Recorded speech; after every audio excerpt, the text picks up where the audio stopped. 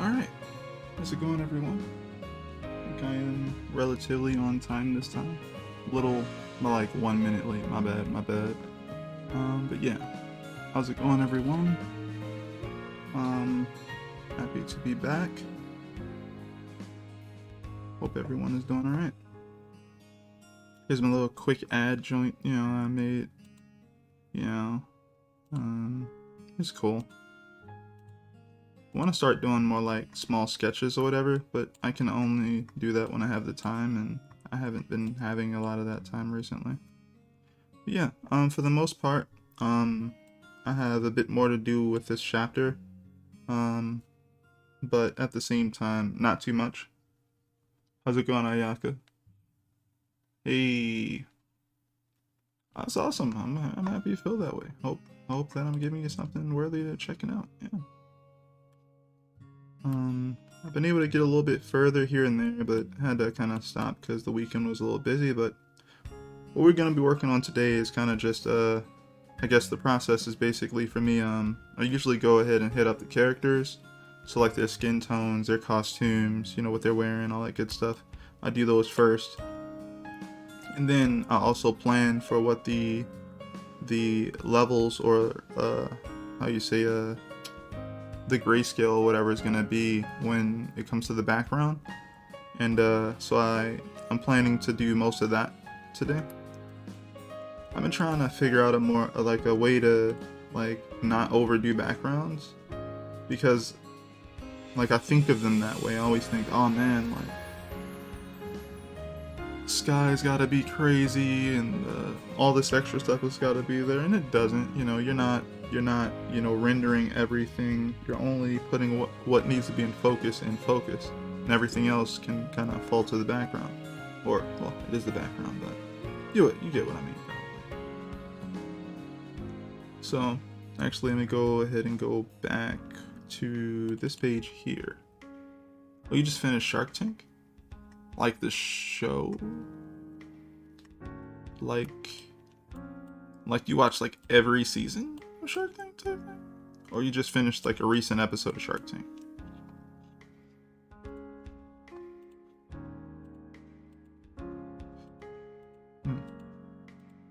So yeah, I'm gonna grab this here and kind of readjust it size-wise and everything. That'd be cool. Actually, yeah, it's a little off.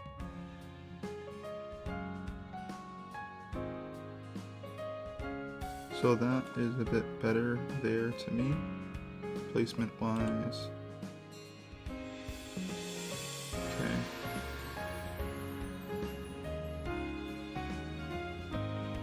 Shark Tank in my region. Oh, word. Did you enjoy it?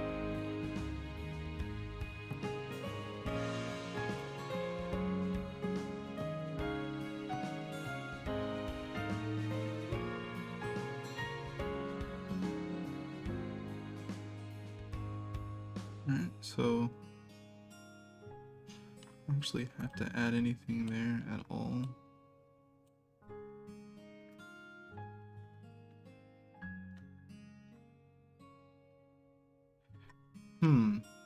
Something was here. Let me see. Aha. Right, that's what that was. Right. Okay. So, since that's the case, I know what I'm gonna add there. So I'm gonna go ahead and make a, I'm gonna make this have a color, and I'm gonna pick a different layer, gonna make it multiply, I'm gonna change that to purple, and gonna use this for the background stuff. So, oh wait, wrong thing. So I'm going to use this, and I'm going to essentially do some shape language type stuff. Also wish I had a really big brush to use. I guess this is good, but yeah, it's a little bit too much going on with it. So the best thing to use is my Lasso Tool or something. So yeah, I'm just gonna go around. Actually, I can just go through that hand because I can just use it as a selection joint later. I'm not trying to be perfect with this part at all. I'm just trying to kind of make some shapes. And wait, can I not go through? Oh wow, actually have that blocked off correctly. Good.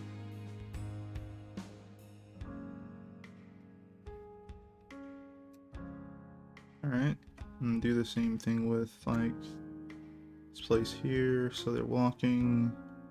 What direction were they walking the last time? And what direction was the sunlight?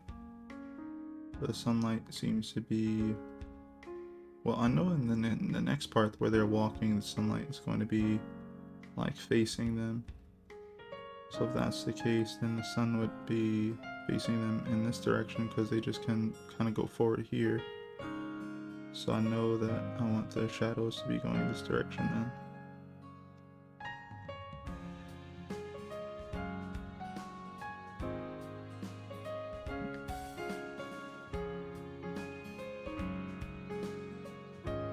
I swear, one of the most interesting things about like comics is just really understanding that you're learning this whole position of the camera thing, and then the whole like where the light source is and all that good stuff. Like you have to actively be paying attention to it to some degree to be able to make like a lot of this stuff work. And if you don't, someone actually pays attention to it, they're like, come on, like this is off now because you know that thing isn't actually there. You know, that thing switched because of, you know, X, Y, and Z. You switch the camera, but the light source is where it's supposed to be along with all the other props. And if that's the case, you know, there's some inaccuracies in your work. So you gotta be mindful of that type of thing.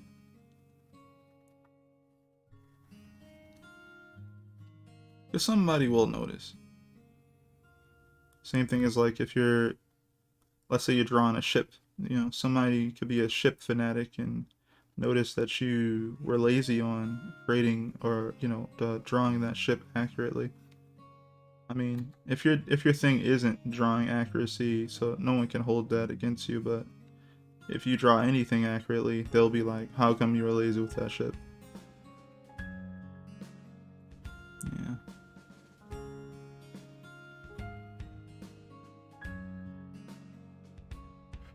Still can't draw things by a different perspective. A word? I would say just try and do some exercises with it for like practice. Like just playing around by drawing cubes. Taking pictures of like outside and stuff like that is also great. One of the things I noticed when I was outside, like I don't go outside enough. That sounds so weird, but so some friends had visited, and we were walking around, and we were taking pictures and stuff like that. And I noticed that there was like these bricks that were laying in front of me on like this, near like this step area. I just thought it was really cool how those bricks didn't create this perfect perspective grid or anything. They were very much like erratic. Like you had like, how do I explain it? Like you had like a brick like this. Oh, that didn't even. Oh, because it's blocked off, right? All right, gonna zoom in. Yeah, like a brick like this, whatever, and like, you know, it was like, all right, I'm laying like this. That is a horrible, I mean, yeah. So you had a brick that was like this or whatever. And like that. And you had like some other bricks that were next to it, and they were like creating like this grid or whatever that was like here. But all of them were a little shifted because the ground they were on wasn't perfectly flat. That's what I was really trying to say, right? So you see this, like this, the ground plane that it was on wasn't some perfect flat thing. It had bumps and stuff like that. And because of that, all these things would be shifted a bit. So it could never be perfectly straight anyway. but because of that, things felt way more lively. So when you think of perspective, yeah, the starting like feeling is like, oh, everything's flat and it's on this flat plane. But real life, hardly anything is flat perfectly anyway. Only when you're drawing something that's made by a machine or made for a human by a machine or whatever, will they attempt, will they get that? Even like houses sitting anywhere, ground is not perfectly straight. It has bumps. It has, like grooves. It has, things that can fit in the little pockets and stuff like that. And because of that, that area is just really fun to look at. My favorite background artist, this person who worked on Tech on Concrete, and I have like one of their art books. Well, the Tech on Concrete art book, and I like to look at it every now and then because even they, as accurate as they are with their stylized approach, they understand that like the ground or things in general aren't smooth. They're not these flat planes. So you got to kind of take that into consideration if you want to just have more fun with perspective, I would say.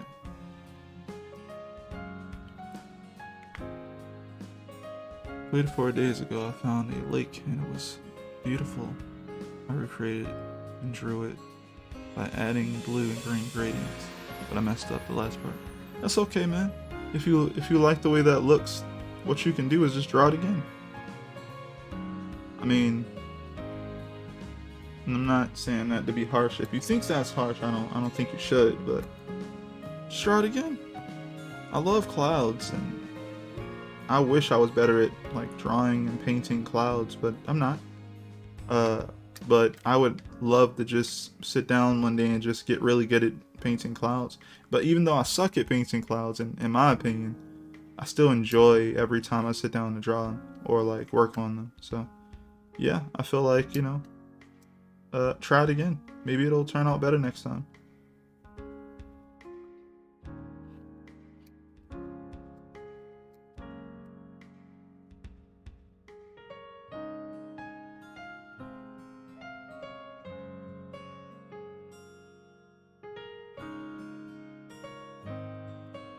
No, but I'm lazy to redraw anything. You gotta do it anyway. Do it. Just do it because it's fun. Like, don't be lazy when it comes to like things that are fun. Like, it's cool to be lazy with things you don't really want to do.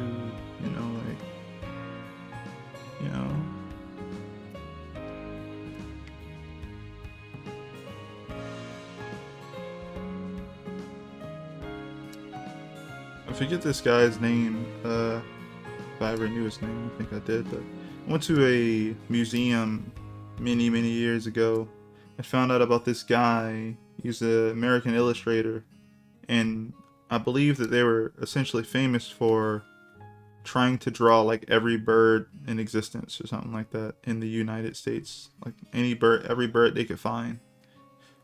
And I was just like, yo, this dude really likes birds. Like, that's an interesting thing to like want to do, but like, yo, they wanted to be that guy. They like birds. They wanted to paint birds, and I don't know his name, but I'm pretty sure if you looked him up, like, there's this guy. It was all about drawing birds, and I think that's pretty cool.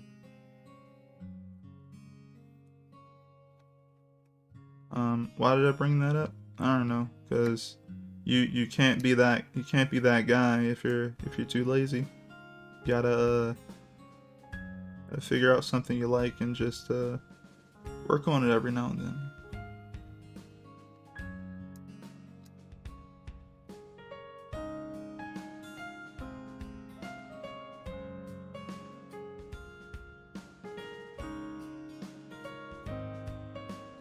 I'm actually putting a little bit too much into this, so I'm gonna try and get going a little bit faster.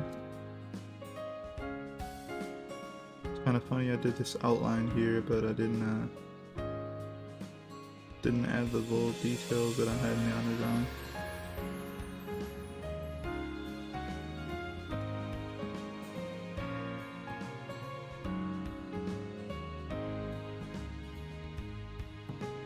Yeah, what was I gonna say? So my weekend was pretty cool. I think yesterday I was able to kind of download like a basic 3D mesh for a 3D sculpt for a face or a head. And I was able to make a screenshot of it and kind of just draw directly on that screenshot after like moving around the proportions of the character model and kind of like draw like my characters on it. And it was just a really nice feeling to kind of essentially have something that actually looks like my character, but I guess in a more realistic sense. So that was pretty cool. Oh god. Wait. A little bad excuse. Oh god. 5 minutes crafted is so crazy. 5 minutes craft? What's that? Is that a show? Is that a show you're checking out?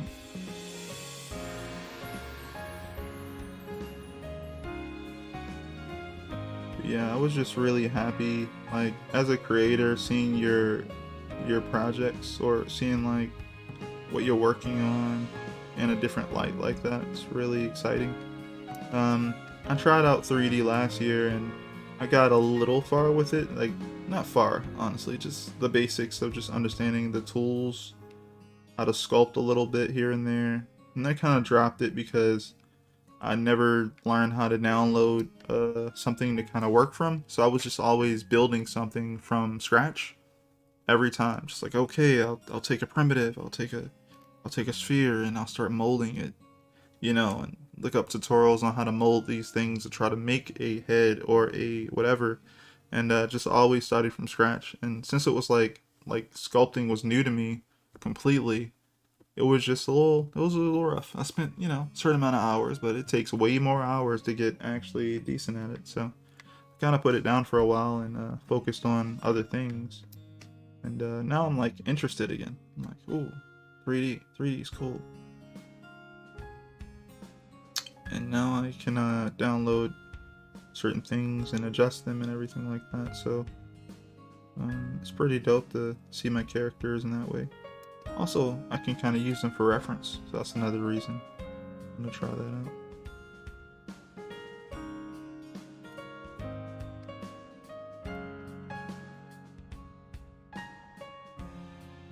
You just saw my oldest video is 8 years old. Word, yeah. Started YouTube some time ago and got left for a bit and came back. Except I think back then I didn't do like live streams at first. I just kind of made videos and tried to record over it. I was using a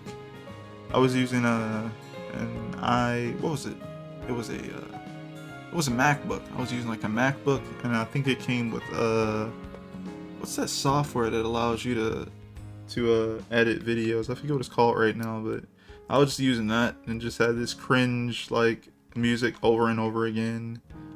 But you know, it was cool. I enjoyed, you know, that way of doing video editing and stuff. I thought it was fun. But yeah, I've been here for a little bit.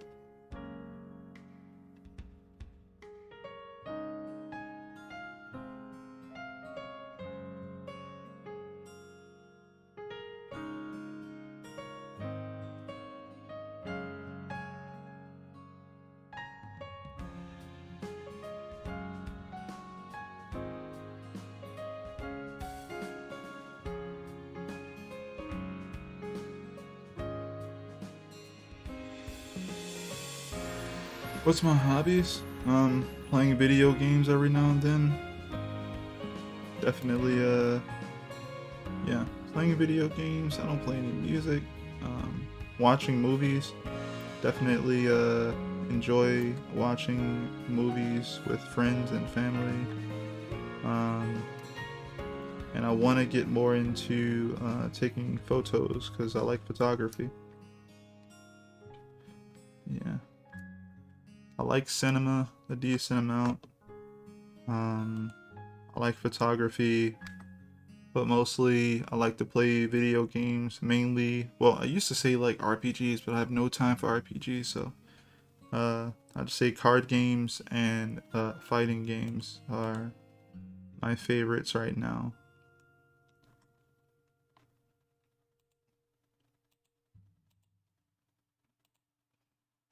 Okay, so we spun the camera here, which means, yeah, the shadow should be behind them here.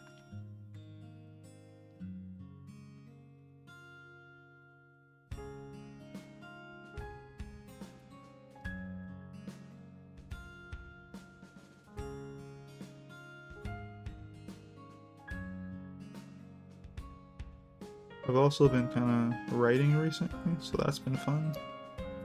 Just getting... What I've kind of been learning is like, okay, I want to improve my process, and I want to essentially be able to do more chapters a year. Something I always wanted to do. Even if I don't complete every single goal I, have for a year, doing more chapters a year would make me pretty happy. So I was like, you know what? What's the thing that I need to get faster at? What's the thing that's stopping me? What can I add to my process to just make this thing feel like it's consistently, going, moving? And I was like, okay, well, I already know I draw fairly fast. I usually know my process when it comes to drawing a comic page and working on it. But everything kind of starts at writing for me. You have your idea. You come up with the scenario. It could be what's going to happen for the arc, or what's going to happen for this chapter, and you plan based off of the things you want the reader to go through and what you want to happen with your characters and stuff like that, in your story. And then I kind of start writing my chapters. And what I notice is I don't like to start working on a storyboard or a thumbnail until I know exactly where I'm going. And I don't usually start working on the next chapter until I'm done the one I'm working on, I guess, right? So when I'm free, literally.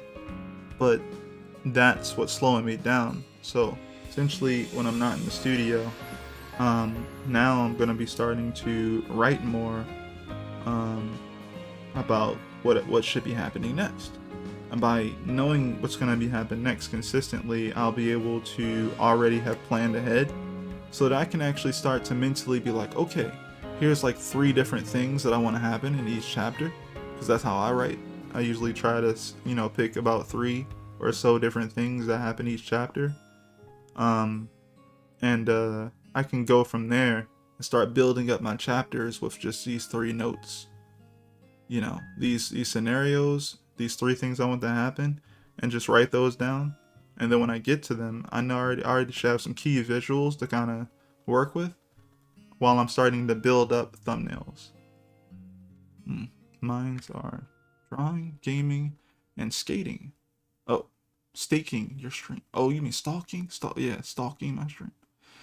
Sound like a professional. I mean, you are, but still. Thank you. I'm trying to get better. Always trying to get better. Yeah. Yep. There was a time where I would be like, I'm not a professional, and then I'm like, I kind of do this, I definitely do this. If there's anything I'm a professional at, I'd say comics, but I'm just gonna get more and more professional at it, so,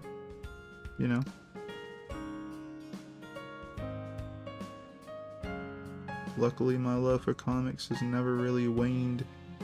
Things have gotten difficult over the years and everything like that, but still love comics and still want to do it, so.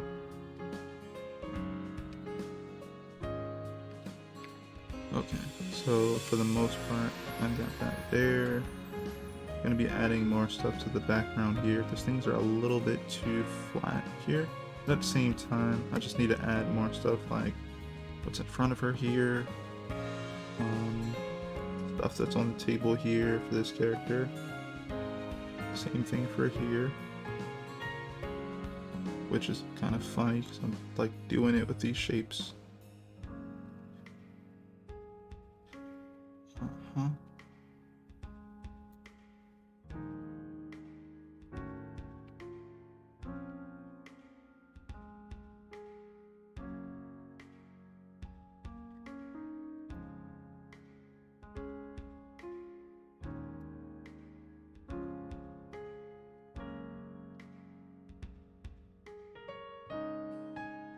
The other thing I'm trying not to do while I'm working on this is details. Like right now I'm doing the broad strokes, and I'll worry about details a lot later. Let's go ahead and grab these eyes and fill these in. Oh wow, did I miss something? Oh, right, there he is. There's too big. Go back to the other layer. Actually, no, this is fine.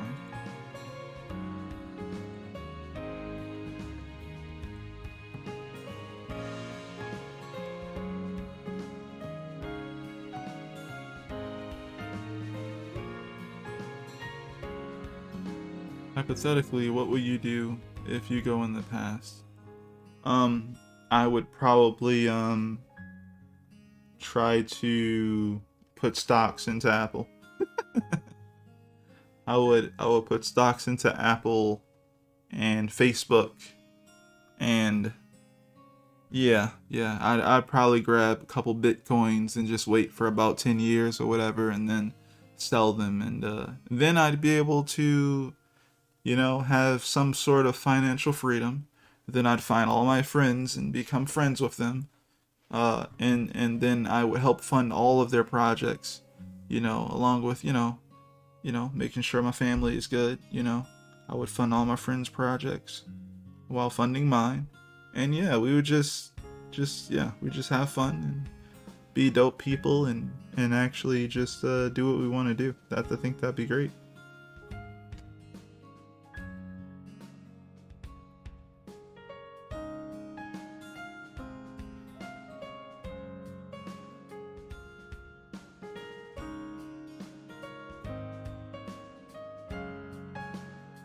Not even business, just knowing, like if you knew that this thing was gonna be worth this money, why wouldn't you jump on that when it seems like, unfortunately, like, I'm not trying to put the world in peril or nothing like that. I'm just trying to draw a comic or two, 3 or 4, and I'm not trying to like take over anything. I'm just trying to gain some money so I don't have to worry about it so much.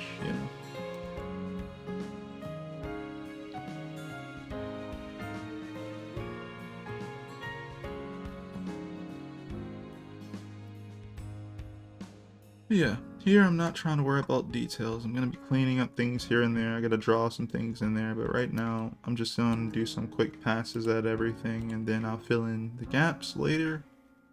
But for the most part, like I said, as long as you can like read it in simplistic terms and it reads correctly, then you're good to go.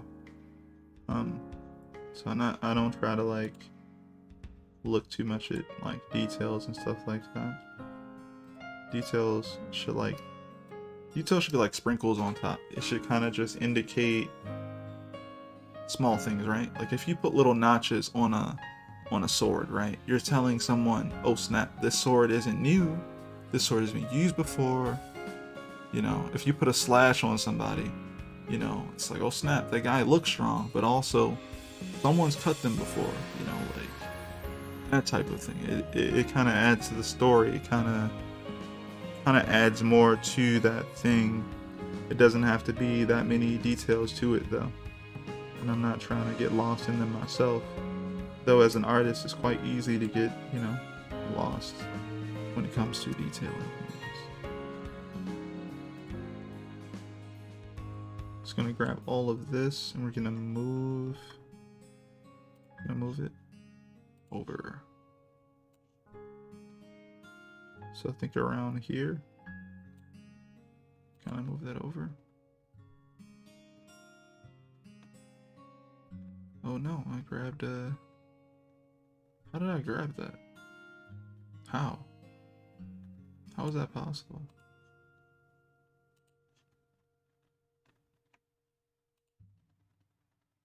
Interesting. Okay, it must be this. It must be that. Okay. But I'm not even...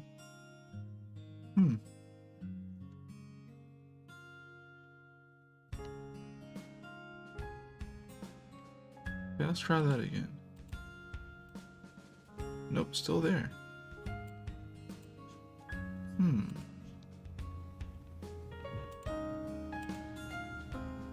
are those two? Okay, it's gotta be this. That's what it's gotta be. Is this the only thing that makes sense? What if I turn off everything it's dealing with?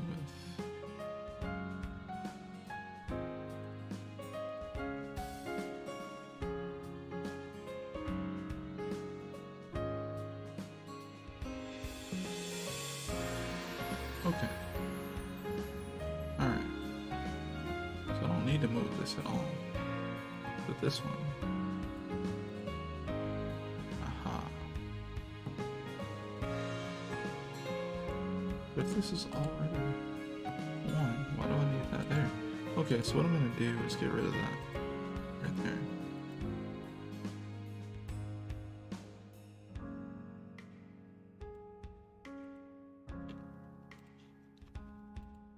Okay, now should be able to grab these like I want.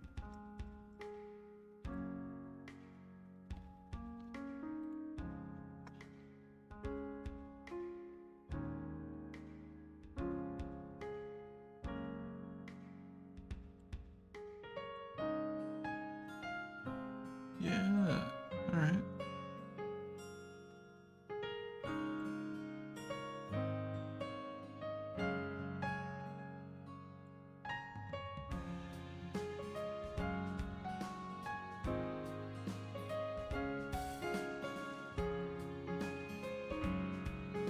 Not too bad of a crack, I think.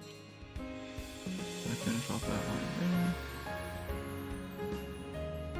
Well, that will be so cool if you know the future, but you'll also know your death too. I mean, who said it had to go that far, man? Like, nah, I just wanna be here right now, right? And then go just backwards, right? And go backwards and be like, all right, word, like, here's what's gonna happen later, you know, and just be mindful of it. I think the sad part is, if you were to go back and try to predict the future type thing, you would just change it. You would literally come back and literally move to different areas you'd never been in, and by just doing that, you would change the future, you know, for yourself. So you would create a different timeline for yourself. Like, I live in a very dangerous place. I could literally walk in the wrong spot and just didn't make it, like you know, and that would be it. It didn't matter if I knew that future or not. I didn't repeat the same steps that got me to that future, you know. So sadly, you know, I would have returned back and never gotten forward again. But some people maybe, you know, have a higher chance of that, making it back to where they were.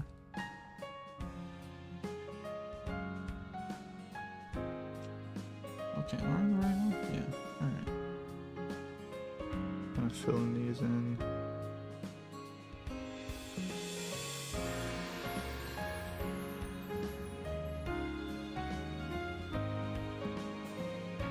And we're gonna do the hair.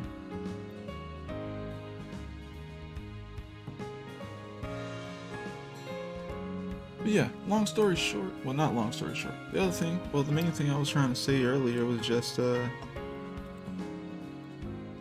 order to do something faster, definitely when it comes to comics, you gotta look at where you're kind of lacking at, not the thing you're good at. I think I'm decent at drawing. I'm good at drawing.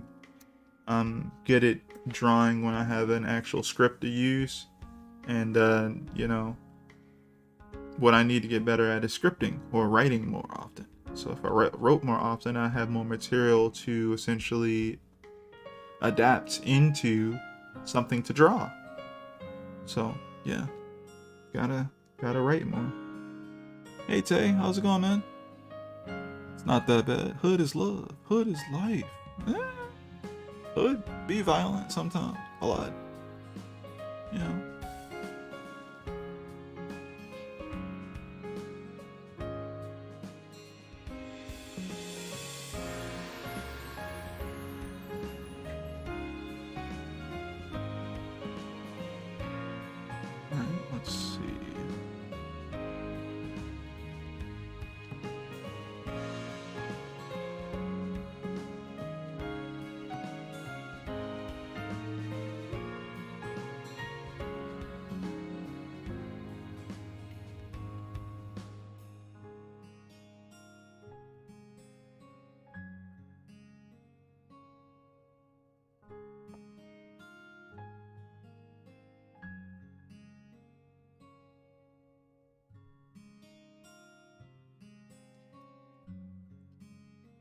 So I think next weekend, right? What I'm gonna do is over the weekend, I'm just gonna try and record as many videos as I can.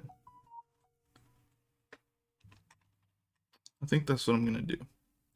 And the reason I'm gonna do that is because I keep telling myself I need to record some videos for YouTube instead of just the usual of, you know, just doing live streams.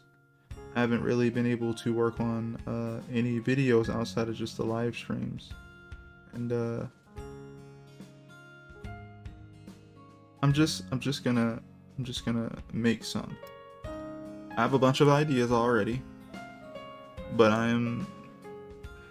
it's funny, right? You can't really. So I'm like a slight perfectionist. I'm starting to kind of let go of a lot of it, which is why, like, perfectionists suffer from this thing where they want everything to be as perfect as possible, type thing. But nothing can be that. Which is funny because even if every like perfectionist knows that, but they still try. And yeah, because of that, I end up not doing as much content, or I would say work in certain areas as I'd like. So I'm gonna try and just allow myself to throw some stuff down.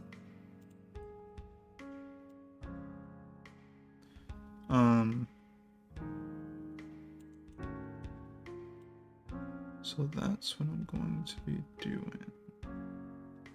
Okay. I'm gonna grab, what is it, this one? Cool.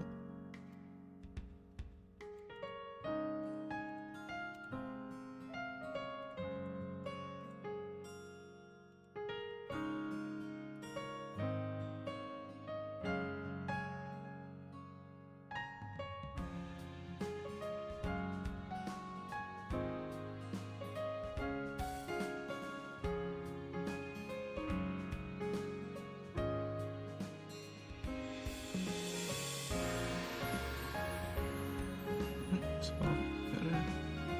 So this one here.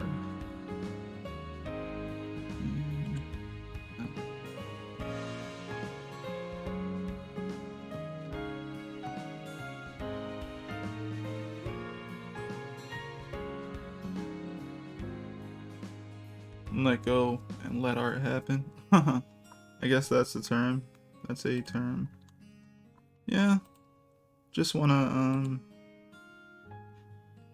just got ideas, and like I said, I'm the only one like stopping myself from getting that stuff out there and done. So yeah, I have a bunch of random stuff. I have like stuff that's art related, like art tips, and I have a bunch of like books that I was supposed to review that I haven't gotten to yet. And I want to get to those.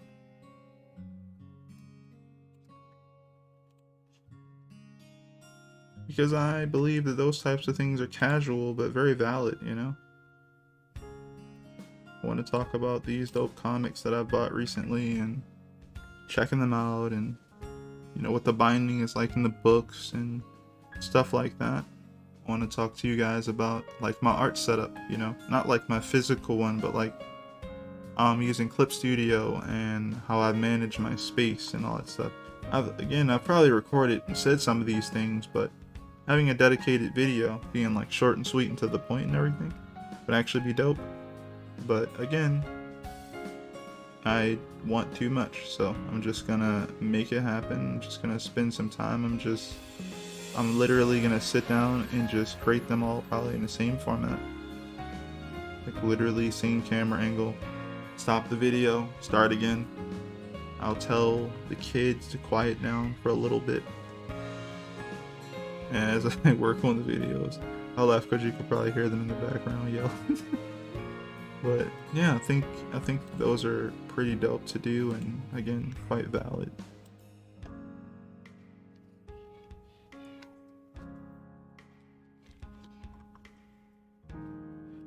So I have to. So what I think I'm gonna Gonna grab these and finally merge them together. That's smart. So now we have one layer, all that on it. Yay.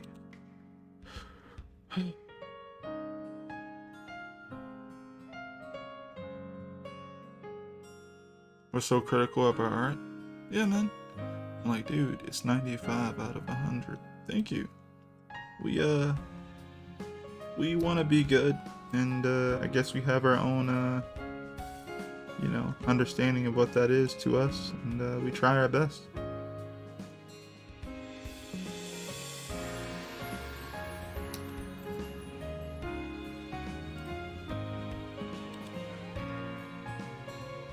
Children laughing in this house? How dare you be having fun?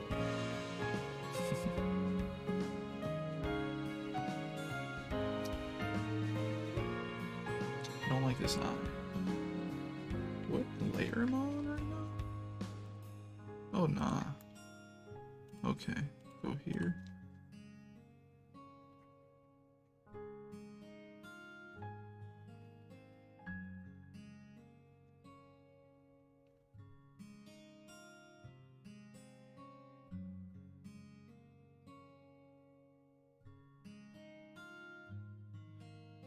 Okay, I know.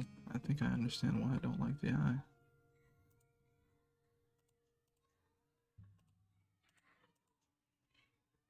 Okay. So I think I'm gonna spin it slightly here. Better.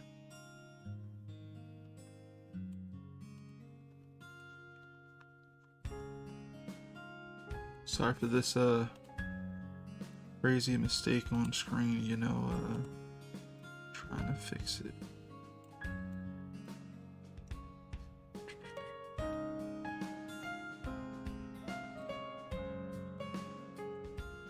Okay.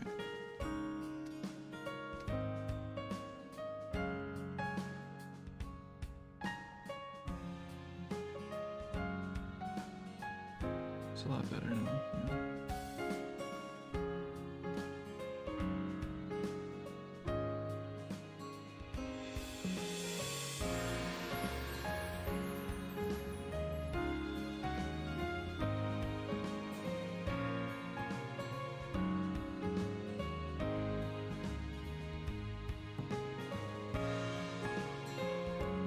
Yay! Looks a lot better. Okay. Oh, I forgot to do her leg there. So, gonna miss that part there, but the rest of that's gonna be there. So, there. Skin tone.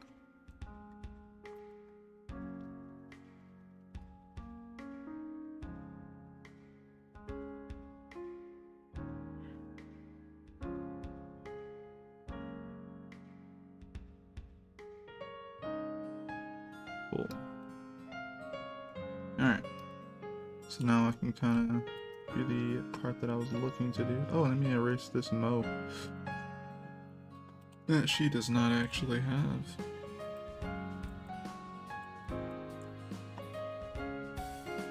Alright.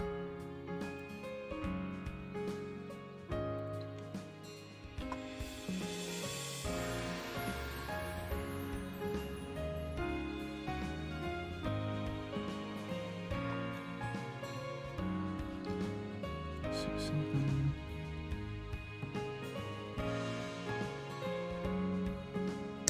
Oh, excuse me. Sorry if that was loud. Just kind of crashed my pin into the mic. Sorry about that. Alright. So now we can finally add the purple layer joint. Just kind of add in the other aspect of the image.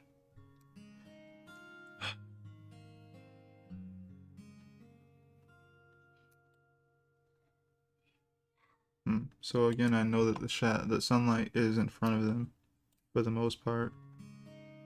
So that's what I'm going to be working with. Grab this, And when I use this lasso tool like this, I'm really just thinking about it as kind of like this, like just laying down tone, I guess. So I'm just throwing down these big sheets of shapes, just kind of being like, all right, cool, like, and then I'm gonna erase out of it if I want to do some detailing or something like that.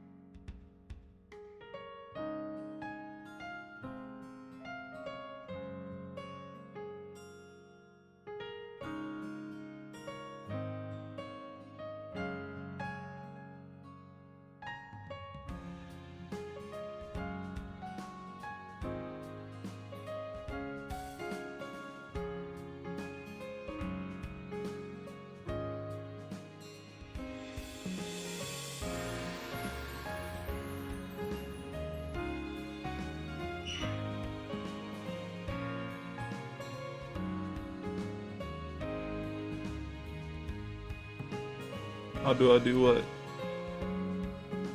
What am I doing?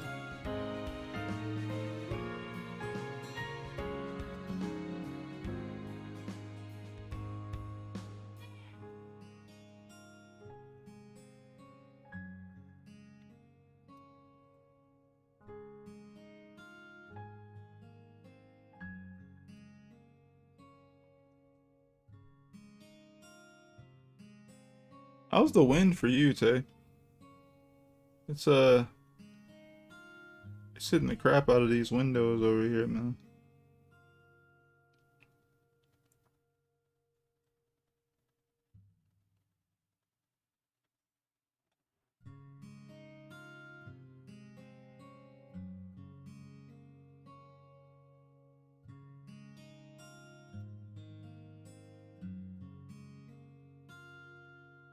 Just being about life and being the perfect dad.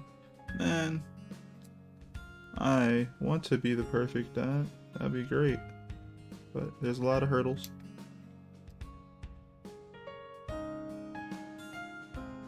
Try my best. That's about all I can do.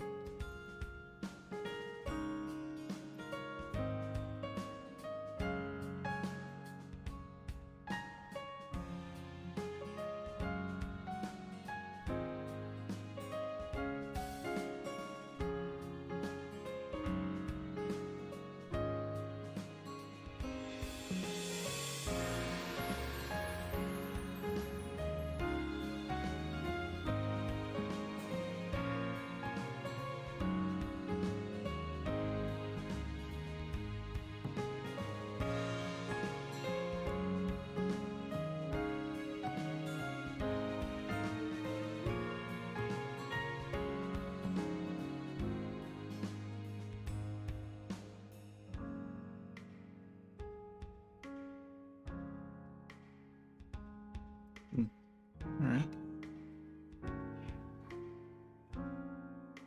I've got my window open. You got your window open? Air out the studio, dude. It smells great.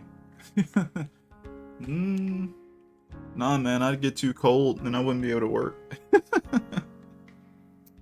It was a little hot earlier, but yeah, I don't wanna like be cold.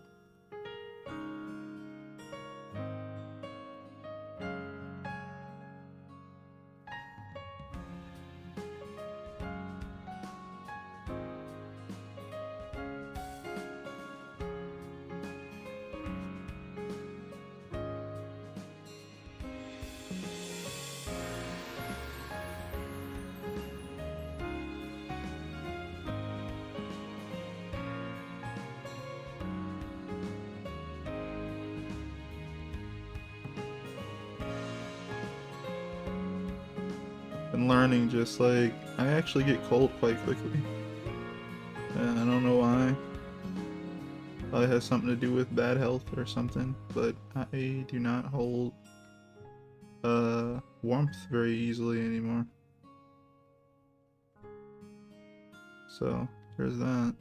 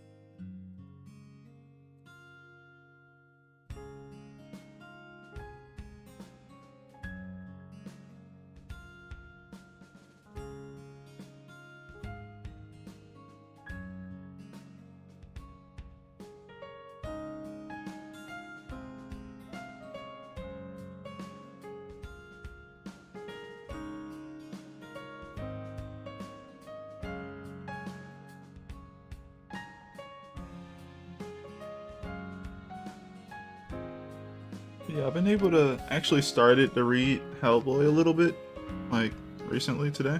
It's pretty cool. I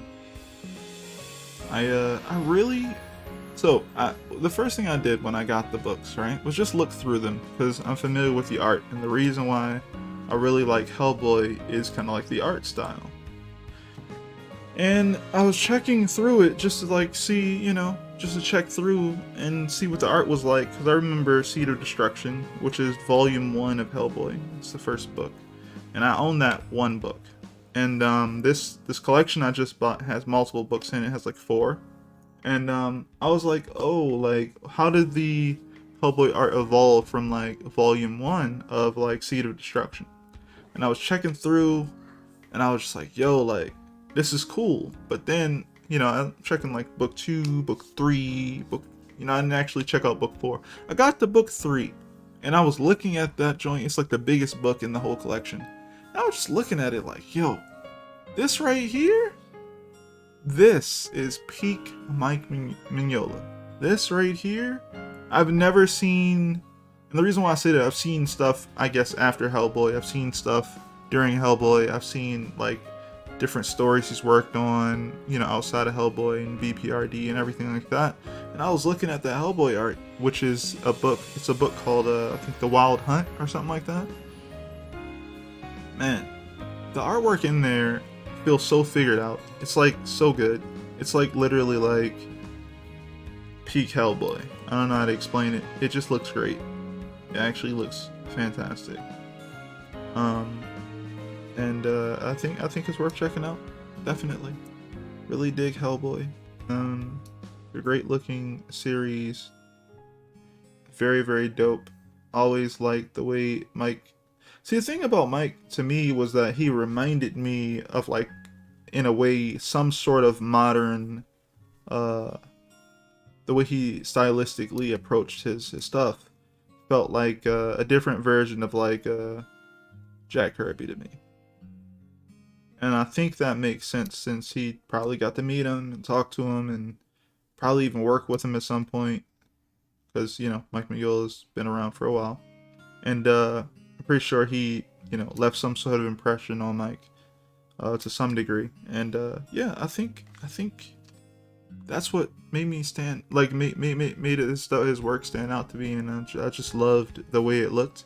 I like the way he kind of plays with shapes and shadows. I like the, what's his name? The guy who colors it. I think his name's Dave Stewart. I like the way Dave colors his comics. It's colorful, yet it's very purposeful. It's very straightforward. You don't really get lost. Things look really nice. I don't know how to explain it. It's a really good balance. And yeah, I too want to have that sort of balance, so I want to learn some of that myself. Cthulhu has a daughter that can give birth to him if he dies. What in the world? Is that a spoiler? Or is that a Cthulhu thing? I don't know. I'm unsure. Don't spoil me, bro. I haven't read it yet. Okay, so this is supposed to be the purple. Okay. Wait. Okay, so, okay, right one. I'm gonna go ahead and do this. So we're gonna use this here. Actually, no. First, I'm gonna start off with the lighter imagery here. We're just gonna do these shadows. Of course, I don't have to be so accurate with my shadows.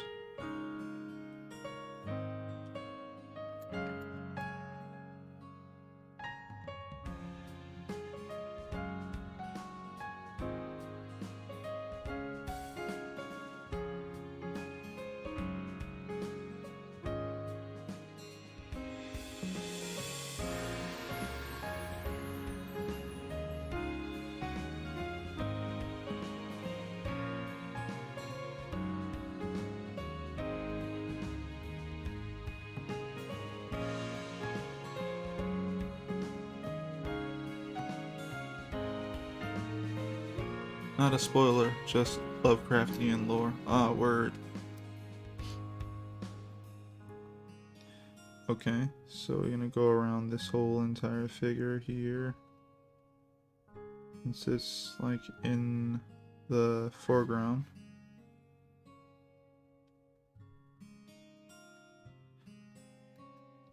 Cool.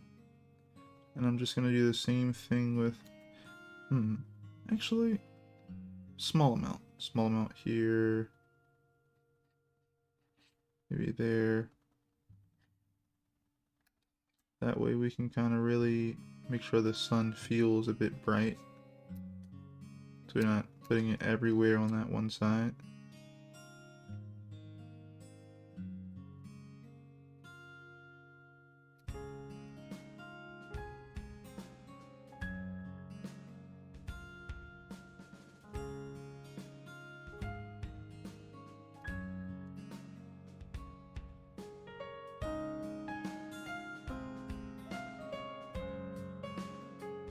Like, you know, comic work is supposed to be work. No matter what you do, it is work. But it's up to you as the person working on it to make parts of that work feel fun. If you don't make your own, you know, your own comic process fun for yourself, then, you know, I guess that's your fault, you know. So I'd say find a way to do that. Because there's going to be times when work is going to get rough.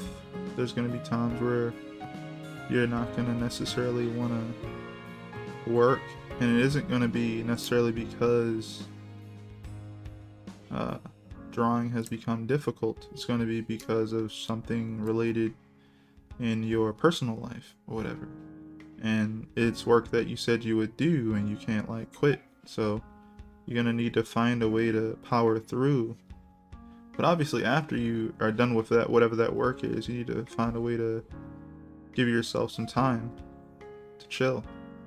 And if you're, you know, if what you do pushes you through too much when it comes to just your art and your process, you might be overdoing it for yourself. So you gotta figure out that balance. And I'd say find a way to just have fun with what you're doing.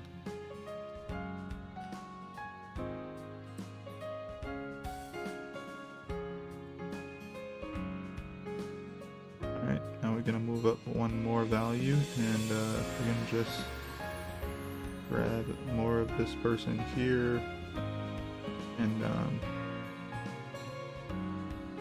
of get more of the shape.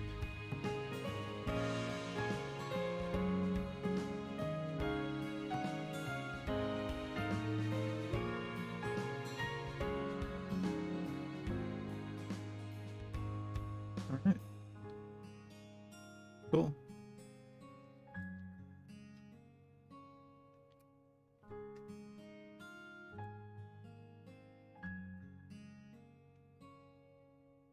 Now we're gonna erase out.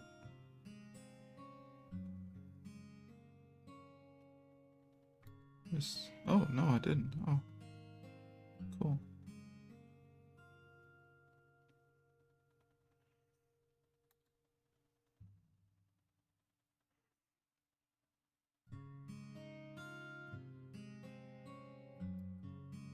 Be a little careful, but not too much. So something I always wanted to be super fun was just putting down values on things. And the reason how I'm trying to keep it fun is how I approach just kind of laying flats and also doing details. It's very shape based. Like what's a good example? So let's say I go back to this page, right? And this is just me. It's one of the, like, I think the whole thing is mainly fun. But so here's these little details if you zoom all the way in that I've done, right? And I've kind of laid in some very basic, I would say, shading understanding for these characters in this, you know, in this part.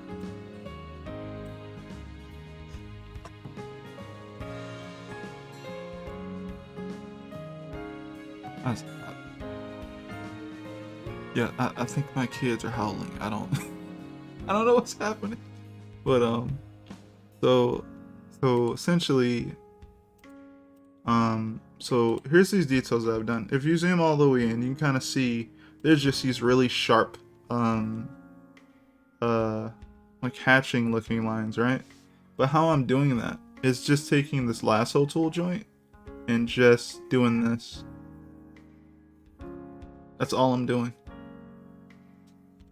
That's all I'm doing to get that, right? I zoom in a little bit, I do that, I zoom out, and it looks like, oh, those are just hatching. And it's like, it works because it's not in black, in my opinion. If we're in black, it will stand out more, you'll be able to see it more, you'll be able to tell that I use the lasso tool. But since it's like that far away, you're probably not going to be able to really see that detail. And by using it in tandem with like light sources and stuff like that, it looks even cooler. Got this, or learned that from studying the person who works on King and Ashura. They have a YouTube page where they were putting up some of their process videos, and I always thought Kingan's the way they shade things look really cool. And I wanted to kind of learn something from them, so I paid attention. Slowed the video down to a crawl as much as I could, and then I was like, huh, that's how they're doing that thing. That's pretty cool. And so again, same thing here, you know, small effects here from these things turning away from the light and everything like that. Try to do the same thing here, but it's not, you know, as good, or it's kind of subtle. But either way, that works, right? It's something that works that I can just keep doing, right? And I like that shape anyway, and it's fun to do, and it doesn't hurt my hand, and there's a lot of other things, right? It's fun to do, it's shape based, and I like shapes, so that makes me happy, I guess. It's fast. I'm using a lasso tool to do it. I don't even have to be really close to the computer. Like the way my setup is right now, I'm like reaching over my keyboard and just moving my wrist a bit. I'm not even using my hand. So like, there's a lot of benefits to that type of thing for me, and you got to figure that stuff out for you, because it's doable.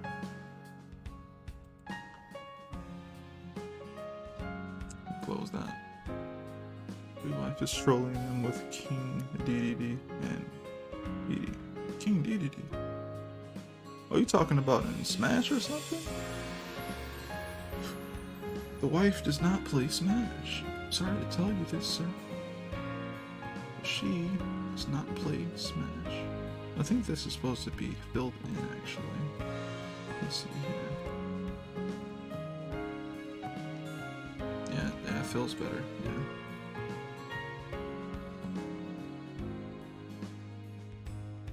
So I may end up doing some shading stuff on her face here, but not right now. This one is getting a lot better. I need to add some details to certain things as well here. Grab this.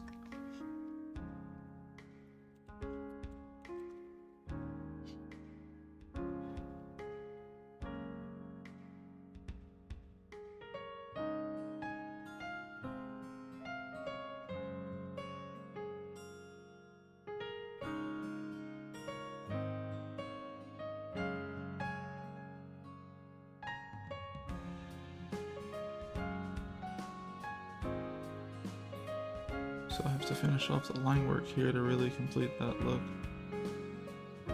That's fine.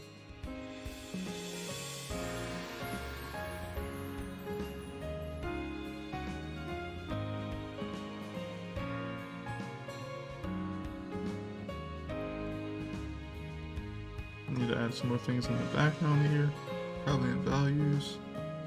But for the most part, that's cool. Let's see.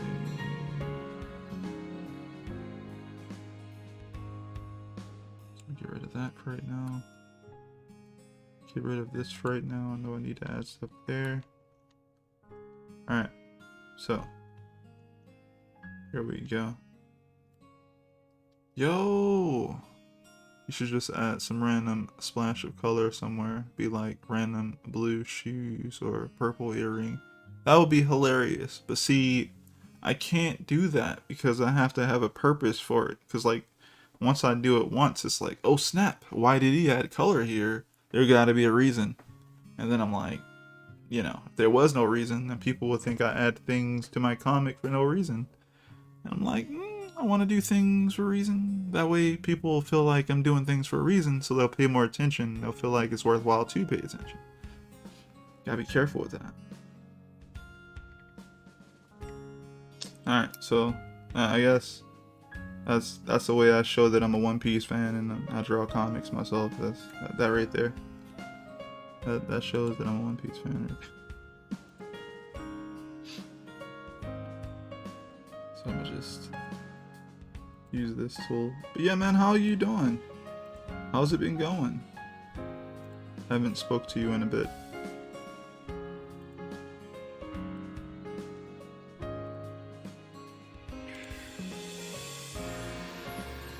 Wait, which one is this?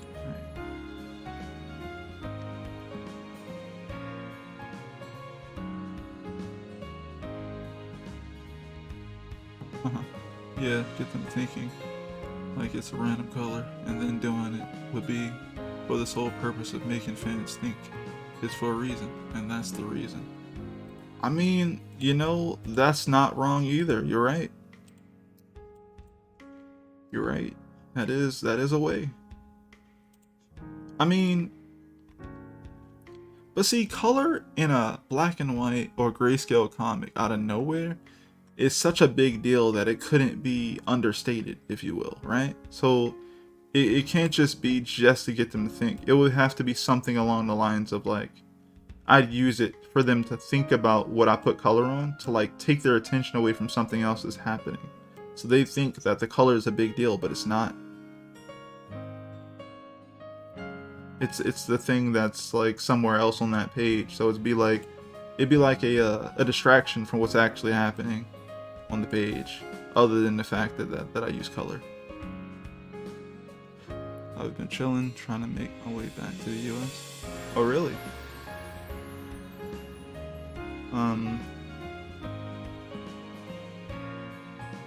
Why would you be trying to make your way back to the US, sir?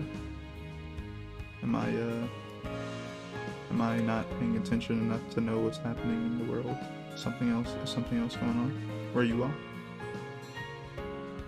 Or is that like personal reasons type thing?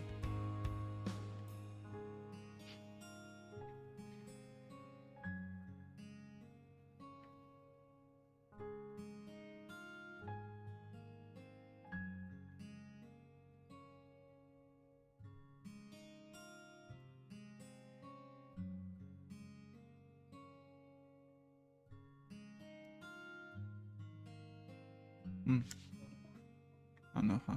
Yeah, the fans would be like, yo, these blue shoes, mushy, before something. And then randomly in some chapter down the line, the blue shoes will actually do something.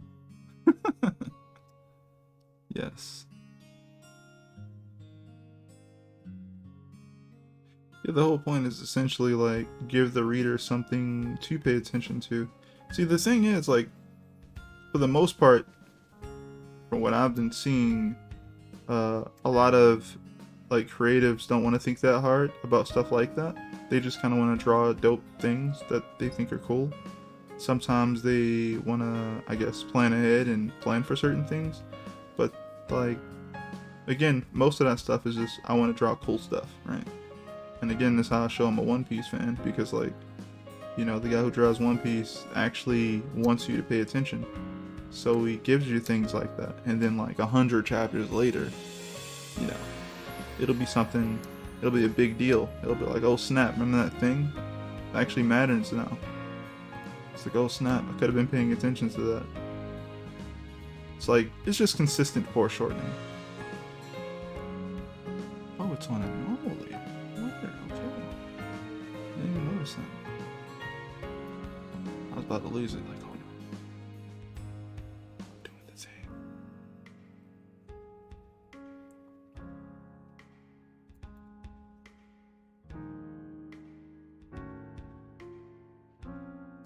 Well, this war is getting more and more serious. Talking about World War III every day. This has been the plan to come visit this summer and then come back to China. Oh, word. Good, good. Not good, but like, it's cool that you're going to be visiting, and hopefully I'll be able to see you when you visit. But yeah, man, this war stuff is getting crazy. More and more every day. I don't know what to do about it other than try and stay safe and, you know, check up on people who are out there. I don't know anyone who's like too far out there as far as like, you know, what's going on with Ukraine and stuff like that, but still, yeah, people need to be safe.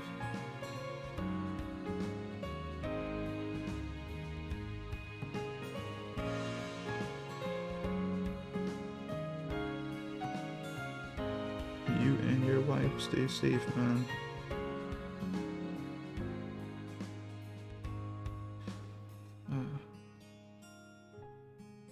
Hope you guys are doing okay. It's getting more and more difficult to travel, and yeah, consistency is always good for the readers. Just now I saw you looking at the earrings. I thought I thought you should randomly color that. Oh, word. Yeah, nah, man. Yeah, gotta be consistent. I gotta have a reason. It's sad in a way, but it's fine. You know, it's not a big deal. Like, it's fun. I want to eventually like color some things about the comic, but for the most part, I've had my heart set on just doing this black and white grayscale thing forever. So if I were to color a comic, see, the other reason I don't color my comic is because I actually feel like I get that it takes a certain level of skill to color a comic. And I guess that's the perfectionist in me. It's like, I'm not even gonna show you guys what that will look like if I did it, because I wouldn't be happy with it, type thing. So it wouldn't even probably be that bad, knowing me and how much effort I put into things, but I wouldn't be happy with it. So that's probably, yeah, I won't even like show it. I think I've done some color versions of some chapters like years ago, but every now and then, like it was a thing I would try and not try out and stuff, but not anymore. Yeah, man, the world's not a good place at the moment. I'm trying to come back for good in 3 to 4 years. Yeah, color it for me. Color it for me. Come on, man. Color is for me. Oh my god. But dope, man. 3-4 years. Are you bringing your wife along with you? Are you guys coming back as like a family type thing, or are you guys kind of going to be split up for like those 3 to 4 years? How's that work?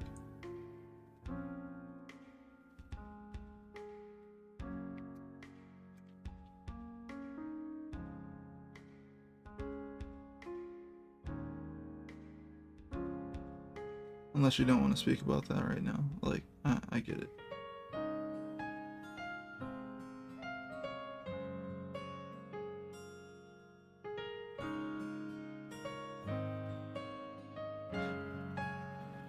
Yeah, I've been kind of absorbing Hellboy recently, just checking it out and really enjoying it. And if I were to color my comic, it would definitely have some form of understanding from that. So yeah, this summer we're coming back. So, oh word. Nice, nice. Good, man. I hope to see you. I hope you visit and whatnot.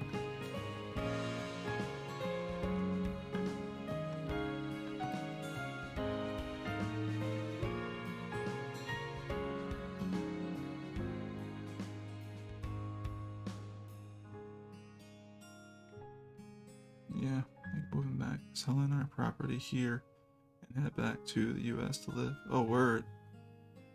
In 3 to 4 years. That sounds dope, man. I'm assuming you shall be stacking your bread and saving it. Chatting with X 2 days ago for like 2 hours. Oh, how has he been? I haven't spoken to him either. Gotta be careful. Like this is gonna be shown, so I don't need to overdo it. Guess I could kind of do the front. It's like every now and then I see X post like video stuff on like his Instagram page, but other than that, I haven't spoken to him.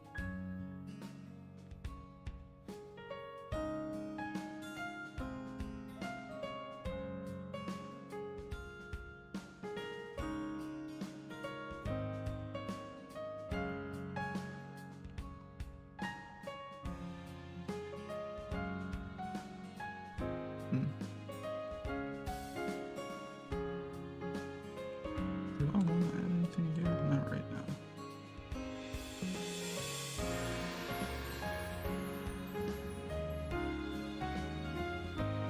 Bread. Bread emoji joint. He's good. Divorced but doing well. Oh wow. Didn't see that coming. Well, I hope he's doing well. Like you said.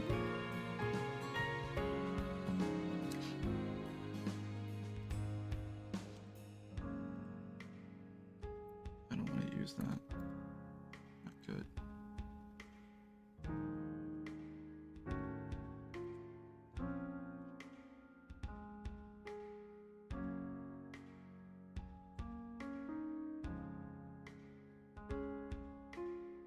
Word.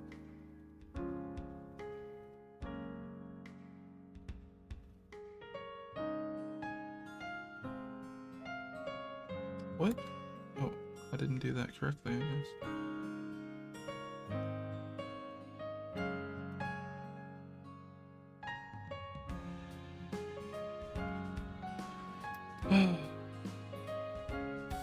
What to do?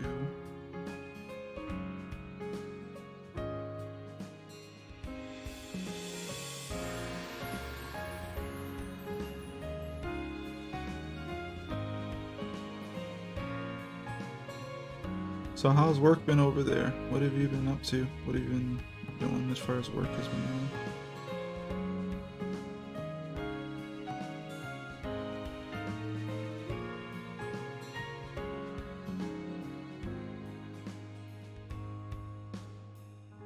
So much stuff to worry about, even on a regular basis. And then you got this war stuff popping off. You got COVID-19 still existing. It's a lot.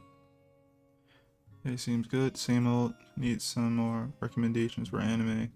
My buddy Jarrett and my girl Sharon host anime nights. We just chill and watch different for about 4 hours and drink. Oh word. I mean, there's this new anime that people have been talking about, called The Ranking of Kings. I hear that's pretty good. Haven't checked past 3 episodes, but I enjoyed what I saw of that. What else we got? What was that anime called? Of course, you got Kimetsu no Yaiba, though I don't think it's that crazy. I think that episode 19 was pretty dope, and it got the internet buzzing. But yeah, there's that. Still work for this university. It seems pretty easy. Been doing it for 5 years, so it's getting tedious teaching sustainable tourism, communications, etc. The ranking of kings. Yeah, the ranking of kings. There's this kid. I'm not going to tell you the premise. Look, there's this kid, right? And he's the main character, and he has like a little crown on his head. He wears like blue. He has this derpy face. It's a really good show from what I can tell. Definitely check it out. But yeah, I've only seen up to 3 episodes. Those 3 episodes were telling me that could easily be anime of the year type thing. So yeah, I'll check it out. We watched Demon Slayer and this anime about a slime that keeps leveling up. Oh, word. Nice. What is it called? How I got reincarnated as a slime? Yeah, probably that.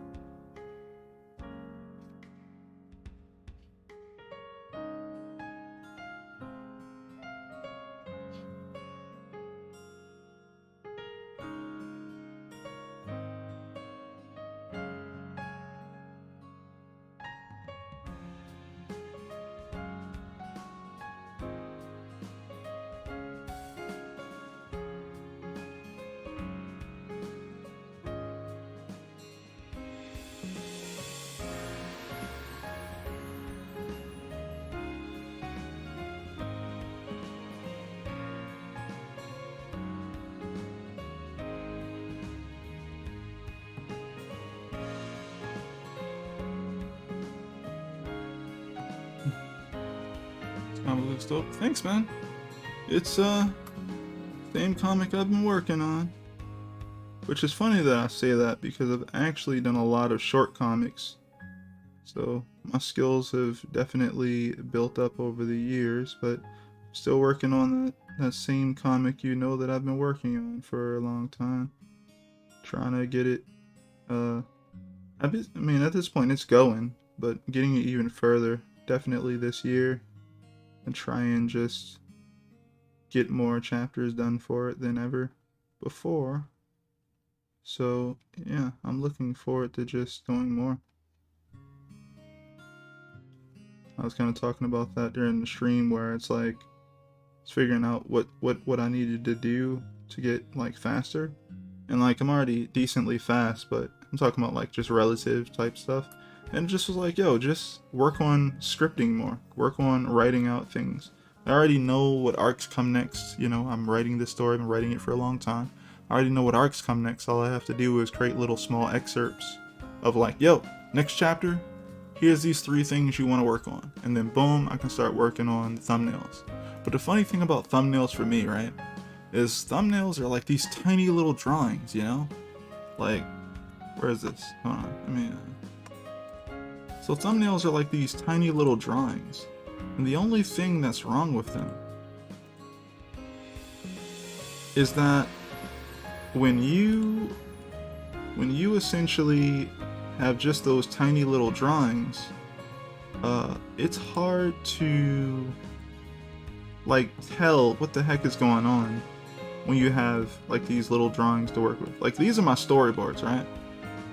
Which is funny because it doesn't look that different from what I just had on the screen. These are my storyboards.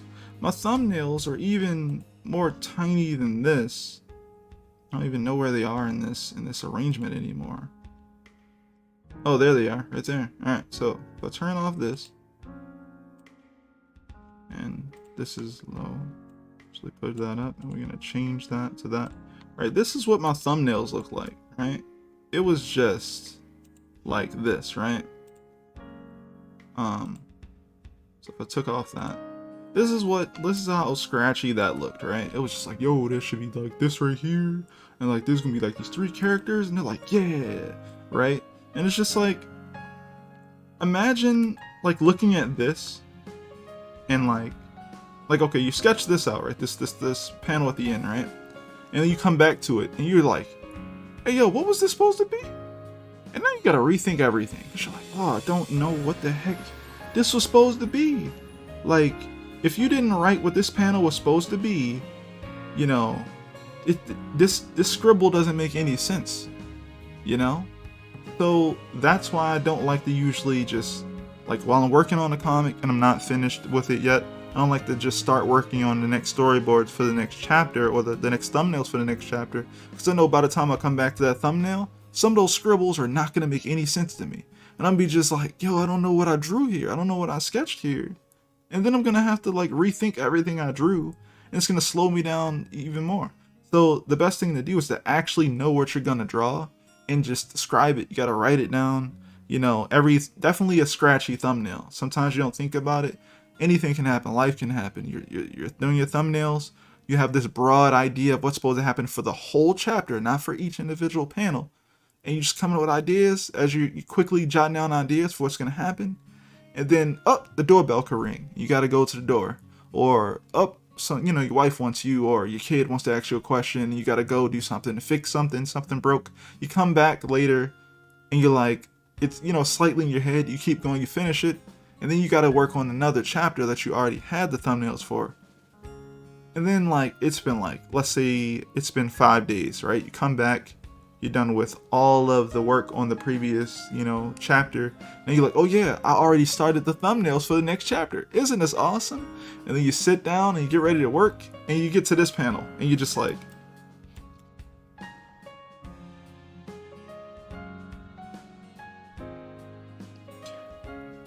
what is this?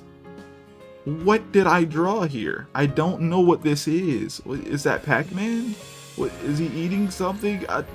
What is this scribble? Is that some guy running past really fast?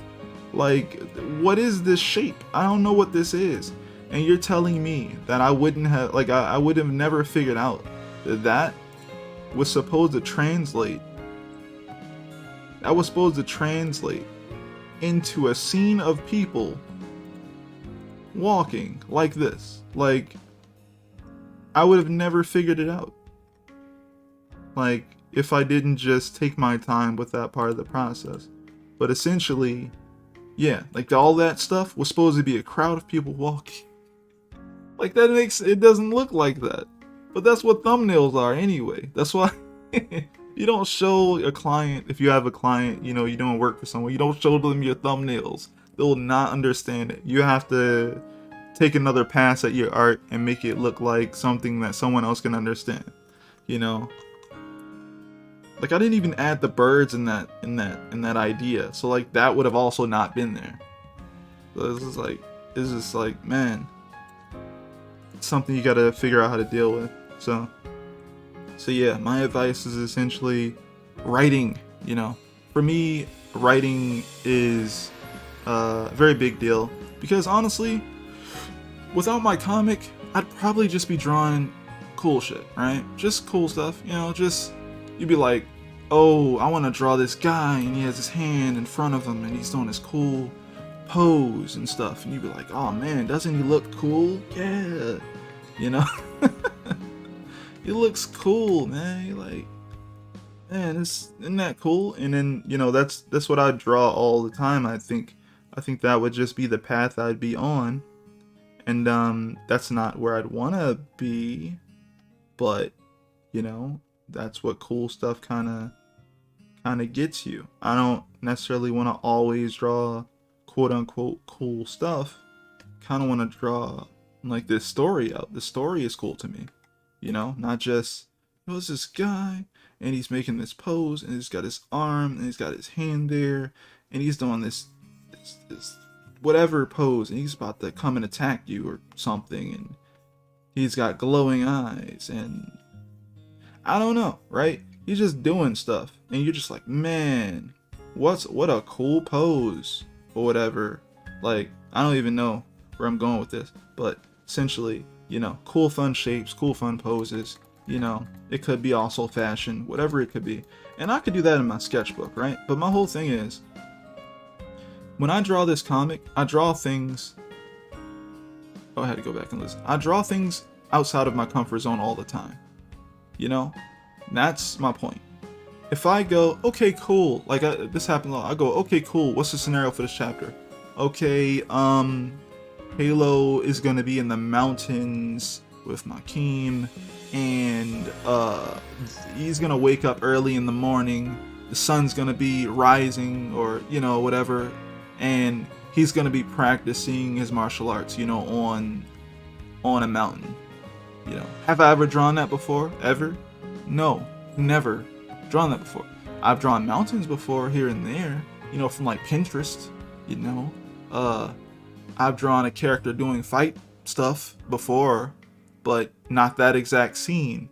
I haven't drawn a sun rising before, I believe, so that was new. I had to figure out how that looks, you know. I couldn't, you know, so you have to figure all this, and you got to figure out placement, because you know you're doing a comic, so you got to be like, okay, if this is in panel 1 and I spin the camera, where is the shadow gonna be? You know, if I spin the camera and this guy is now walking forward, where are they gonna be placed on the plane? You know, like all that stuff really, really matters. And it's just like, I would have never thought to draw any of that stuff if I didn't have a story to draw. You know, like if I didn't write out a scenario.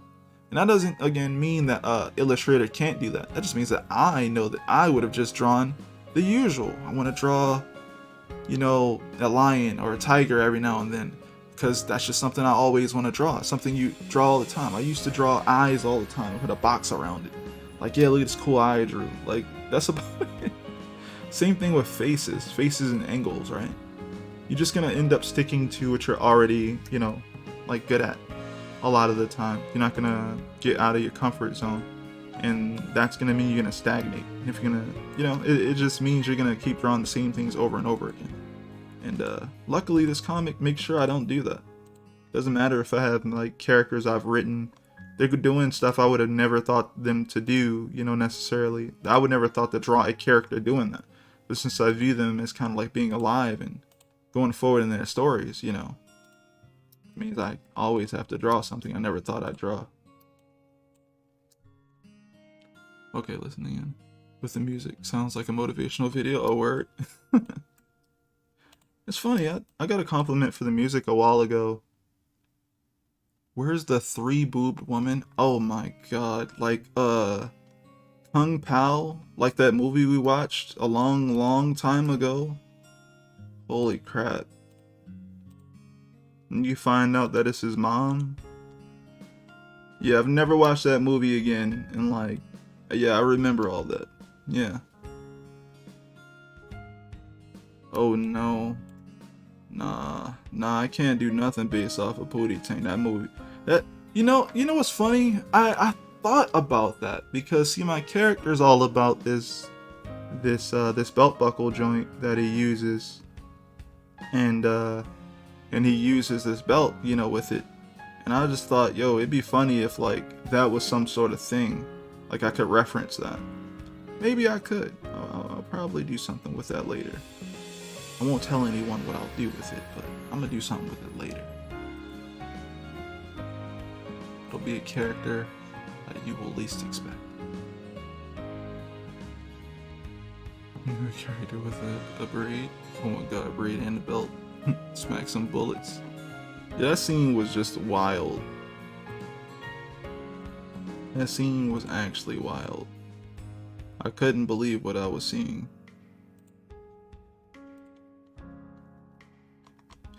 Okay, and I think, yep. Oh, no, not this one. Wait, how? I have to figure that one out. Now that looks weird. Okay.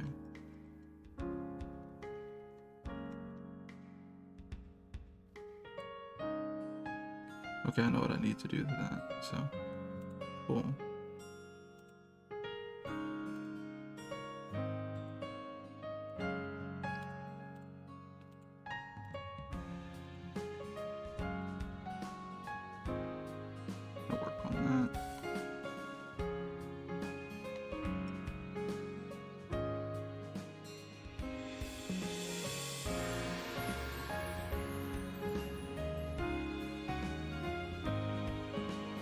Somewhere.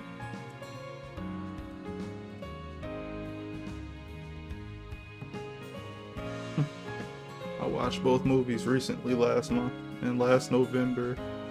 It's still good. Oh my gosh. I wish Shaolin Soccer had more of a fan base. Unfortunately, it's yeah, it just doesn't.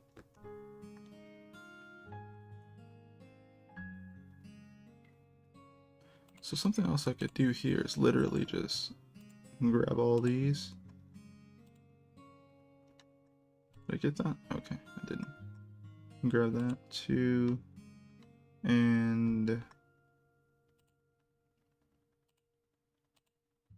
okay, I mean, sure, I can do that as well. Then I can grab stuff here. Yeah, and now what I can essentially do is do like in gradation, and I can grab like black here, and I can just be like, yeah, if that actually worked well. All right, so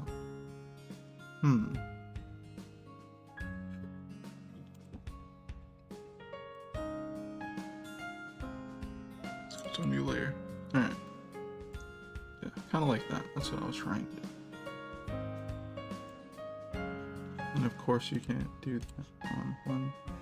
Okay, so we got that. Okay, and then we would do this.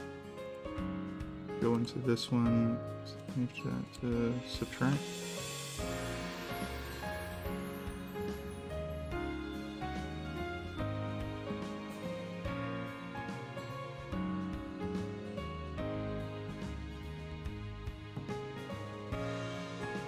Then I can also change the opacity a bit of this so it doesn't stick out too much. Yeah. Then I'll kind of pick through some shapes here and there, kind of like etch out certain parts of it. I think it'd be pretty cool.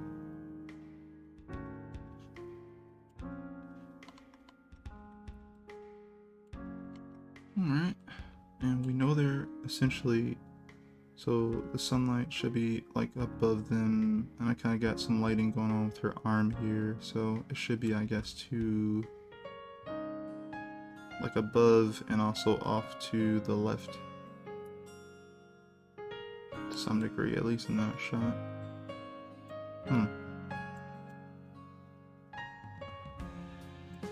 So I think the shading here would be relatively soft. Let's figure that out.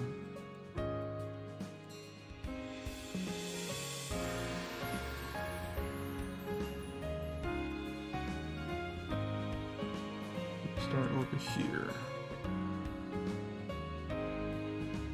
Go with this one.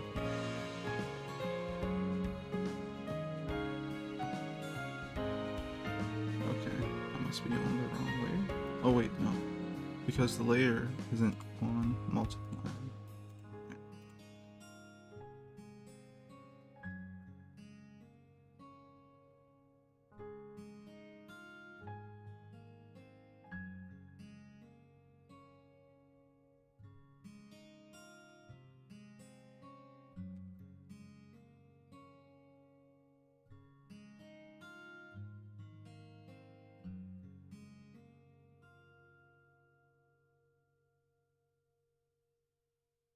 Okay.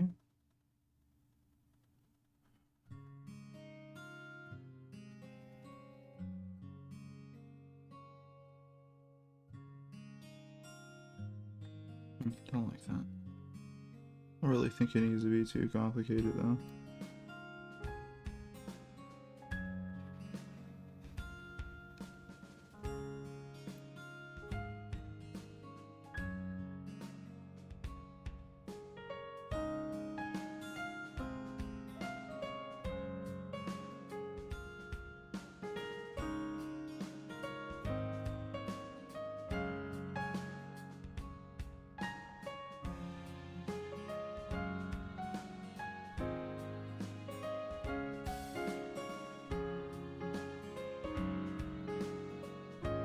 Oh, these are new characters being introduced to the story. haven't really introduced them yet, so I won't say who they are, but I would say they're new characters and they're important. Yeah, and they've existed for a long time in like writing form, but it's been, you know, it's been nice finally getting the chance to draw them.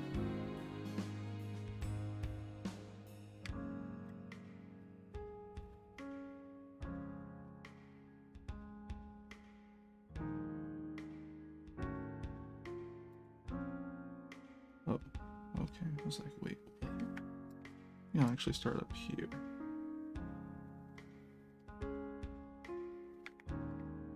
And actually watch how much I do here. I don't want to do too much.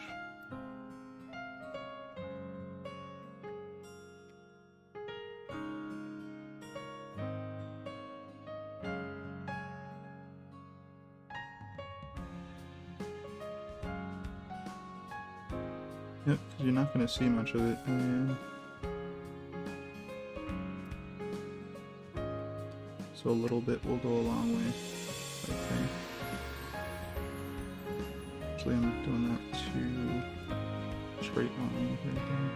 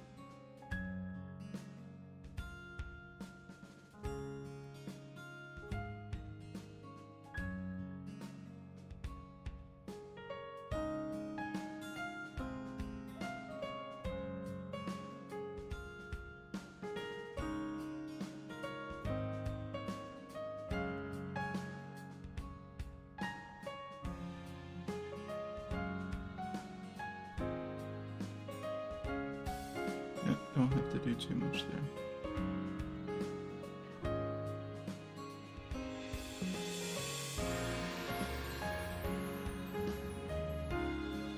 Wait, what's the name of this comic?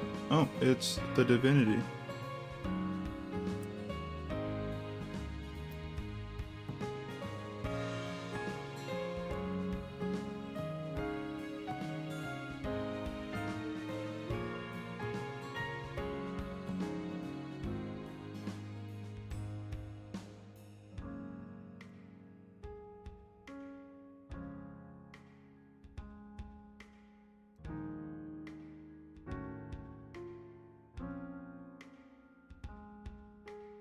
Yep, still going.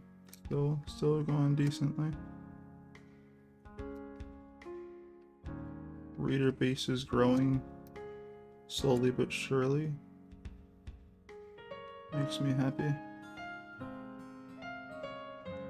Any side projects? Honestly, not at the moment. Yeah, this year I kind of just wanted to stop doing so many side projects. I started realizing something like last year or the start of this year. And I was just like, dang, like I do side projects all the time. And I'm just like, I could have actually gotten a lot further with the comic by now. And that doesn't mean that I don't like the work I've done, it just means that there could be more. And I'm kind of like, okay, well, what if I actually just allow myself to work on the comic? Stop making like excuses and stuff. Like, money's not necessarily as bad as it could be, though I would love to get more commissions, you know.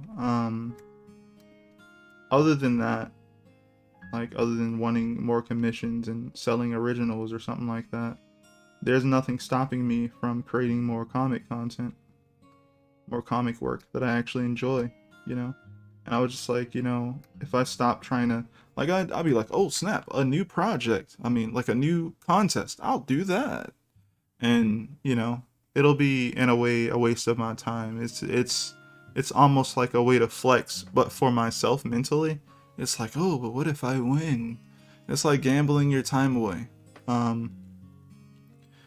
Those projects don't mean too much to me, you know. I just, you know, I realized that I guess I wanted the money from them or something, and it didn't really make much sense to keep doing those types of projects when I could just literally work on the thing that makes me happy. So I was just like, you know, I'm just going to work on the Divinity. I'm going to write it more. I'm going to draw it more. Going to keep producing it as much as possible and see where I can get with that, right? So that's what I haven't seen recently. I've been producing a bunch of different random things, and because of that, all my time has been split, you know? I've done contests like my whole career of me taking comics seriously. Like, oh, I'm gonna do this international contest, and I'm gonna do this, I'm gonna do that.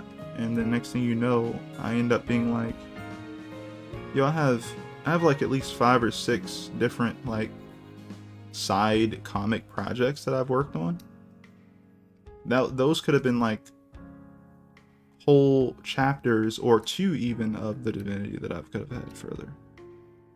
And again, I like those works. I think they're cool, but I did them for a contest.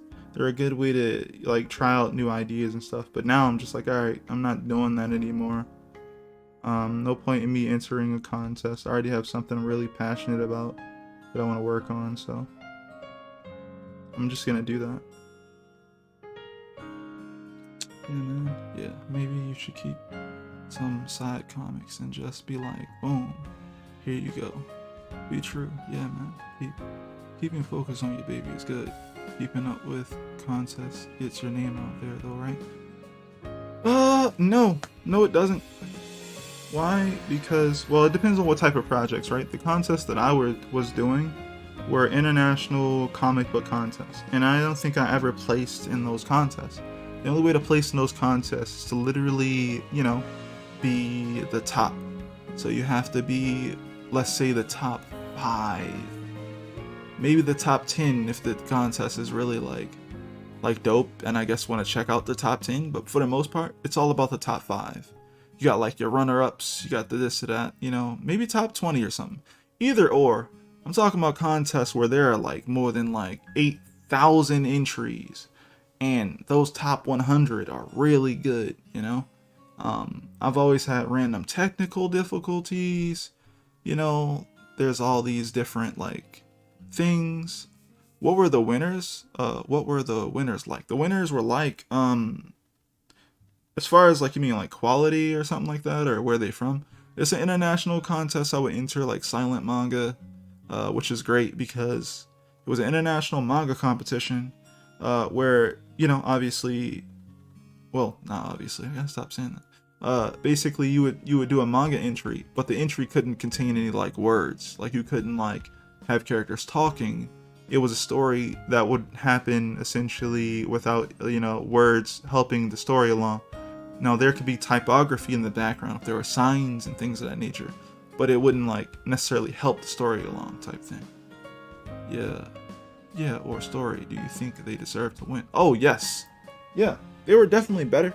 I'm not saying that like I felt like, oh, I should have won. No. I had a lot to learn, but at the same time, I felt like I could take those things that I've learned and just put them into the story I'm already working on, instead of showing that I've learned them by trying to enter another contest.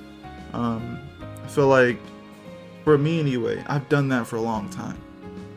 I've actually grown a lot through all those, but at the same time, I'm like, I I could have learned that stuff from just reading those entries and analyzing them, which I'm going to do soon. I plan on doing that.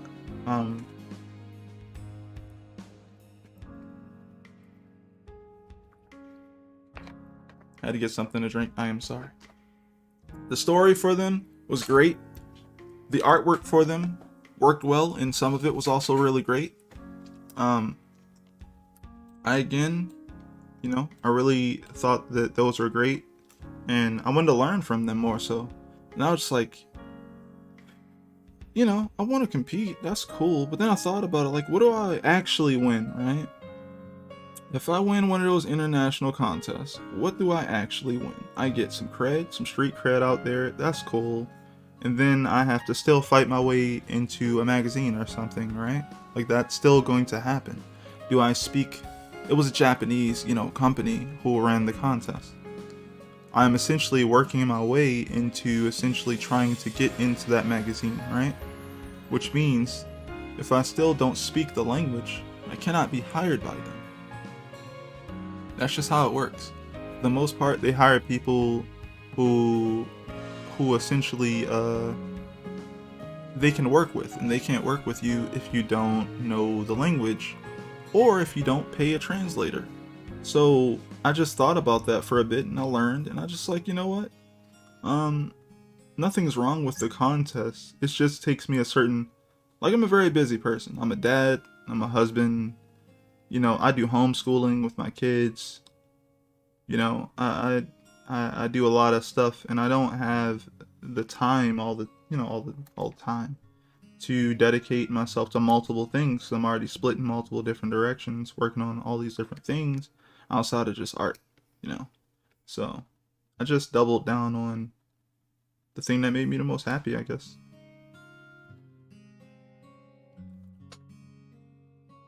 Stories through art are pretty decent ideas, but yeah, learn Japanese, man.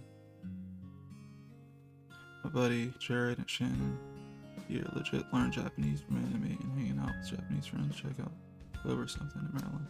Well, actually, I have a better idea, right? If I wanted to do that, right? Nah, man, I'm being real, right? Check this out. It is going to take a lot of years to get good at Japanese. Number two, even if I could speak it, I would only have the ability to speak it like an anime character or a kid, right? If I put in 15 years, because I would still only speak like a young person. So it actually would do me better to afford a translator. If I get a translator, then I won't have to worry about sounding like a kid, because the translator is doing their job, making sure that I am translating my ideas properly to the people that I need to talk to, And because of that, I'm not really too pressured, I guess, to attempt that route anymore. I think that's cool. There's a lot of things that I need to figure out in that direction. But for the most part, I'm not really too stuck on just working for a Japanese publisher. There's other ways to do it. There's other things to do. And that's also important to know. Not a fan of story through art. I'm about the actual story and dialogue. You can get the basis down, but they do that too. It's okay. You only need basic Japanese. Nah, you need more than basic Japanese, man. I'm talking about not just here's what my characters are saying. That's also a thing, right? If I can only speak with basic Japanese, right? Then my characters, when they're adults, are gonna speak like what I've learned. And if I am learning at a basic level, then they're speaking like younger people. They're not speaking properly. I have to learn all the different things about how to properly arrange things and make sure people are speaking correctly and addressing things in the right tone, and all the different sensibilities they're supposed to have. All those different things need to come across. You have essentially you have how your story's being translated, because you're the person who's going to come up with that. And then you have you expressing your ideas to your editing staff, your editor of the company, the people who essentially want to hire you to see if your idea is good. If you can't translate it well by yourself, you're going to have a hard time. They don't usually have translators just sitting around in Japan, because again, they hire a lot of the times from their own, the people in Japan. And I learned a lot of this from like a mangaka, Boichi, who I believe is a Korean. He's a famous Korean manga author who got hired by Shonen Jump to work on Dr. Stone, and he was saying like, he didn't try to he tried to learn some of the language, but he knew that his skills in that language were too basic at the time. So what he did was he would always hire a translator. If he ever entered a contest, he would never enter it into the contest with his native language. He would always translate it to Japanese because that's who he was trying to get hired by. And when he got hired, he hired a translator to make sure that everything with business went well. If he needed to express his ideas, he would get the translator to literally just sit with him in meetings or whatever, so he could talk, and then the translator would get it and translate what he was saying, because it would take too long for you to actually speak like the age you are in your language in a new language you're trying to learn. And he's like, no, you should still learn the language, but it's faster to get a translator and then also be learning that language. So you have to do both.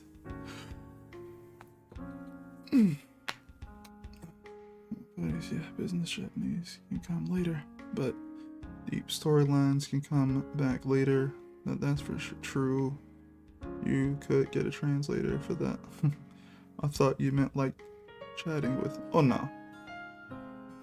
Of course you need one of those. Yeah. But staff speak English too.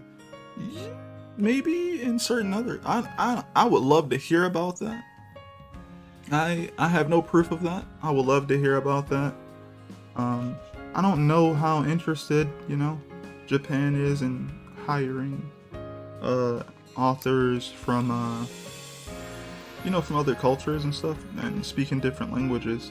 For the most part, what I know of Japanese publishing companies when it comes to manga and stuff is they have a lot of people in Japan who actually read comics. A lot of them read comics. And they're trying to hire, they're trying to do, what is it called, min-maxing, if you will. They're like, why would we need to outsource anything or something like that? We have a base of people who are already interested in that type of thing here, so those are the people we're gonna hire for the most part. That's essentially them not working very hard to get the same result or better.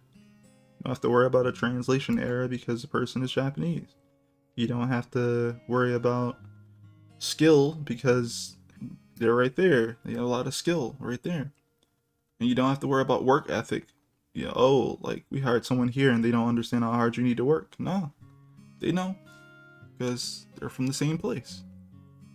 So I'm not saying I'm giving up or anything. I'm just saying I understand more and more of that situation. And if someone wants to prove me wrong, hit me up if you're interested. I don't know.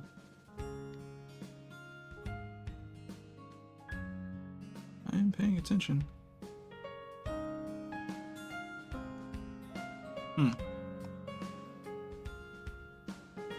Get the Baltimore anime studios up and running. Yeah, man. I don't know about that one. But then you are going to need animators. Kids like cartoons. Cartoons make money. Don't forget International Women's Day. Get in that kitchen and make it if it's tomorrow. Okay. Yeah, I know kids like cartoons. I liked cartoons when I was a kid. Yeah. I'm not trying to think that far ahead as far as I guess I'll set my stuff up for being possibly translated into anything. But the thing that I'm trying to take care of the most is just the first thing, which is the comic. Making sure the scripting is good, making sure all that stuff is situated, making sure everything has, or for the most part, most of it has a rhyme or reason. studying, continue to improve and better myself and my technique, and in the end I'll have a great product that hopefully has a, you know, decent fan base of people who like it, no matter how long that takes. As long as I don't, you know, like, it's not taking me money to keep this up, you know, type thing. So I'm not burning through money trying to produce this, which an anime would do, right? If you had to produce your own anime, you'd have to have a lot of money or something, right, to get it off the ground. And yeah, I'm not wasting any money or anyone's time with how I'm doing what I'm doing. Yeah, I want to get it more out there, but I want there to consistently be a reason for you to pay attention to it. So I'm putting in the work there. So yeah, man, I'm trying, I'm doing stuff. The funniest thing to me is that I'm really just trying to make sure that I'm putting enough there to make sure that it doesn't feel like it's a waste of time. Because, you know, you could be doing so much stuff. You could be reading someone else's comic. You know, you could be watching a movie, you could be doing anything, but if you're here for a comic, that's not going to waste your time. I'm going to try and give that to you, because that's what I want. That's the type of thing that I'd be looking for.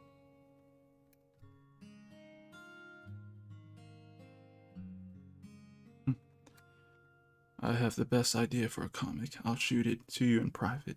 But you have to collaborate with someone who requires the collab. Okay. I will listen and give you some feedback on it. And yeah, I have a dope friend base of people who, you know, we all are artists and working on things. So yeah, you can shoot it to them if they're open for it.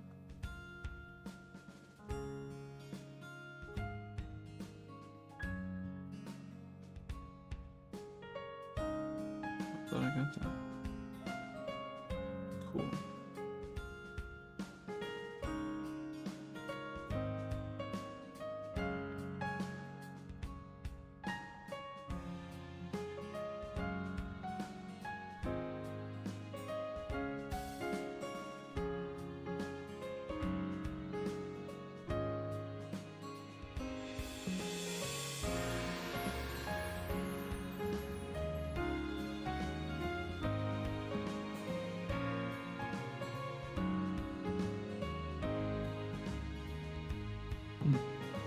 Alright, I think this is where I'm gonna end it. Oh wow, with the dialogue on. I think this is where I'm gonna end it for now. Thank you so much, everyone, stopping by. I appreciate it. If you guys don't know, the comic I'm working on is called The Divinity. So if you guys are interested in reading it, you can check it out on webtoons. You know, subscribe if you like the content there. I do my stream every Monday, Wednesday, and Friday at 9 p.m. Eastern Standard Time. So yeah, if you guys, you know, want to come hang out and chill, check us out on 9 p.m. at Eastern Standard Time on YouTube. With that, I'll see you guys later. Alright everyone, get some rest. Peace.